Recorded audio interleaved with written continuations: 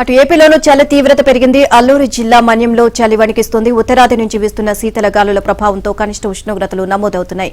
ఇక డుమ్రిగూడలో 8.2 డిగ్రీలు, జి మాడుగల 8.4 డిగ్రీలు, అరకులోయ 8.5 డిగ్రీలు, పాడేరు 10.9 డిగ్రీల ఉష్ణోగ్రతలు నమోదయ్యాయి.